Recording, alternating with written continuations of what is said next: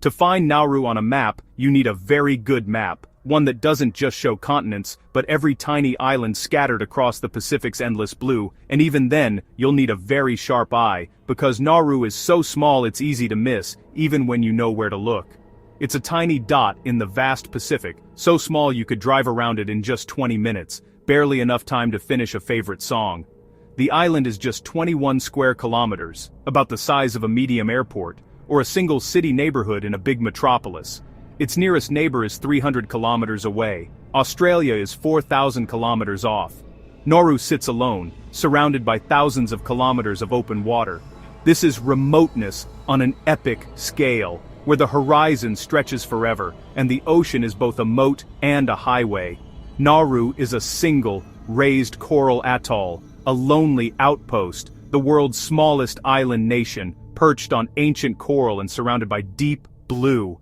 Getting there is an adventure in itself, one airline, a flexible schedule, and a journey for the patient, with flights that sometimes arrive only a few times a week. For centuries, Nauruans lived by the sea, isolated and self-sufficient, their culture untouched by the outside world, relying on the ocean for food and connection.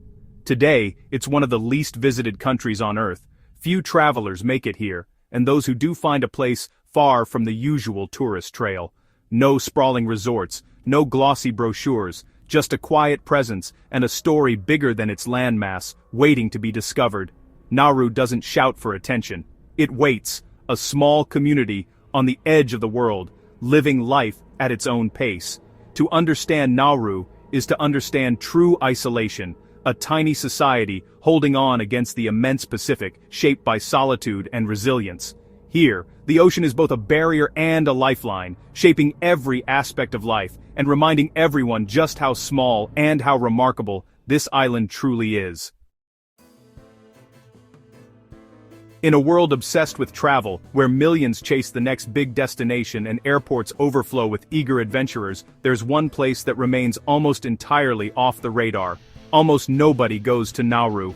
This tiny island nation in the Pacific is so rarely visited that it's often left off world maps entirely.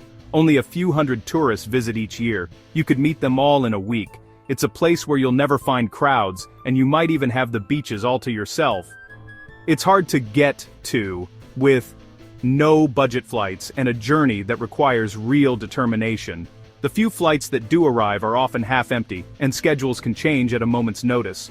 There's no tourist infrastructure, just a couple of modest hotels, no souvenir stands, no tour buses. You won't find guided tours or flashy resorts here. Nauru never tried to be a tourist hotspot. Its focus was always elsewhere. The island's energy was spent on other pursuits, not on attracting visitors.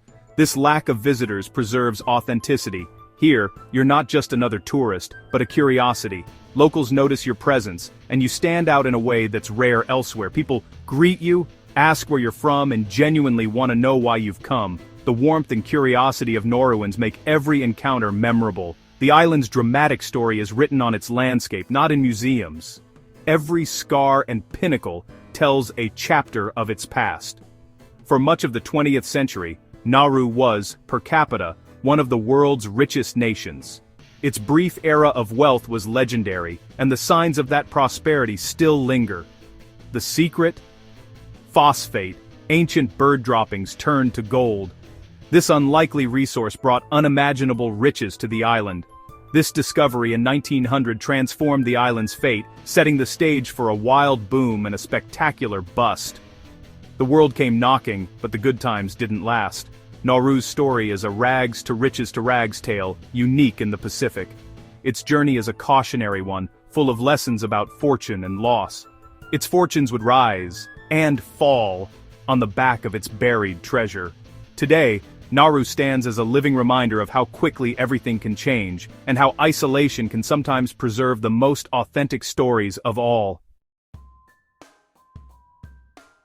The phosphate era brought surreal prosperity to Nauru, transforming this remote Pacific island into one of the richest places on Earth, at least for a time. Imagine a tiny island suddenly awash in wealth, no taxes, free healthcare, and shopping sprees abroad. Nauruans traveled the world, filling their homes with imported luxuries and enjoying a lifestyle that seemed almost unimaginable for such a small nation. People bought fast cars for the island's single road. The national airline owned more jets than it needed. The island's airport bustled with activity, and the sense of limitless possibility was everywhere. Why work when the government provided everything? Leisure became the norm. Days were spent relaxing, socializing, and enjoying the fruits of sudden fortune. But the phosphate was the island itself. Mining meant digging up their own home. Every ton exported was a piece of Nauru's future, shipped away. Giant machines stripped away the interior, leaving a bizarre, jagged wasteland. The heart of the island was slowly being hollowed out, replaced by a landscape of sharp limestone spires and abandoned equipment. The boom couldn't last. By the late 20th century, the phosphate was gone, and with it, the wealth that had once seemed endless. The billion-dollar trust fund evaporated through mismanagement and bad investments. Years of easy money had left little to fall back on. The party ended. Rusting cars, sold-off planes, and vanished free services. The symbols of prosperity became reminders of what was lost. Nauru was left with a shattered economy and a devastated landscape. The scars of mining were everywhere, and the future looked uncertain. The island faced a hard question. After living off a geological lottery ticket, how do you start over? What does rebuilding look like when so much has been lost? The cost of paradise was the island itself, a strange, tragic bargain. The beauty of the coast stands in stark contrast to the mined-out heart of Nauru. Nauru's story is a warning about the dangers of easy riches and the consequences of sacrificing the future for short-term gain. Now, the challenge is rebuilding from the ruins, restoring the land, the community, and the hope for a better tomorrow. Life on Nauru now moves at a gentle, unhurried pace. The main road circles the island, often quiet except for the occasional car or wandering chickens. Mornings start early, with walks along the airport runway or fishing trips beyond the reef. The community is tight-knit. Social life revolves around family and friends. Houses cluster along the coastal strip, the only land not mined. The ruined interior, topside, is a constant reminder of the past. Children play in the streets, everyone knows everyone. If a car breaks down, a neighbor is quick to help. Evenings bring families together for dinner, music, and laughter. Watching the Pacific sunset is a daily ritual. Life is simple, focused on essentials: family, community, and the sea. The pace is slow, but the joys are real. On Nauru, the essentials matter most. Nauru's diet reflects its history and geography. Once people ate fish, coconuts, and pandanus fruit, a healthy, local diet. The phosphate boom changed everything. Imported food replaced tradition. Now supermarket shelves are lined with canned meat, rice, and instant noodles. Fresh produce is scarce and expensive. Small gardens struggle in poor soil. Traditional foods survive, but they're no longer staples. Meals remain central to family life. Large gatherings, shared dishes, and a mix of local and imported foods. Sharing food is a powerful expression of community, but dependence on imports makes Nauru vulnerable. A delayed ship can empty store shelves. The modern diet is a paradox, a symbol of past wealth, but also a source of health problems. It's a daily reminder of the island's ongoing struggle for self-sufficiency. The shift to processed foods and a sedentary lifestyle has devastated Nauru's health. The island now has some of the world's highest rates of obesity and type 2 diabetes. Traditional active lives gave way to leisure and convenience, with dire consequences. Sugary drinks and canned meat replaced coconut water and fresh fish. Generations grew up on this new diet, losing touch with traditional foods. Diabetes and its complications are widespread, overwhelming the healthcare system. Efforts to promote exercise and healthier eating are underway, but change is slow. The fight against obesity and diabetes is now one of Nauru's greatest challenges. To understand Nauru, you must see its interior, topside. Here, 80% of the island was strip mined for phosphate, leaving a desolate forest of limestone pinnacles. The lush forest is gone, replaced by a barren, broken wasteland. Rusted mining equipment lies abandoned, silent reminders of the boom years. The environmental cost is immense: no topsoil, little agriculture, lost habitats, and water shortages. Nauru now relies on expensive desalination for drinking water. The scars are permanent, but there's a haunting beauty in the stark landscape. The contrast between the green coast and the barren interior tells Nauru's story. The environment is not just a backdrop, it's the central character in the island's drama. Nauru's journey is written in its land fortune, loss, and the challenge of living with consequences. The lesson is clear. The price of easy wealth can last forever.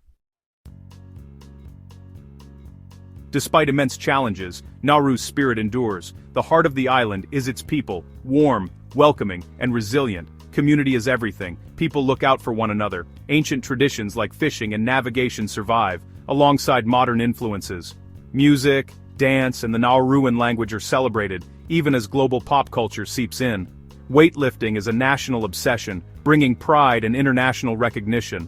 But economic uncertainty and limited opportunities make the future uncertain for many young Nauruans. Through it all, the Nauruan spirit persists, survival, making do, and finding joy in simple things. Family, community, and the enduring beauty of their island remain at the core.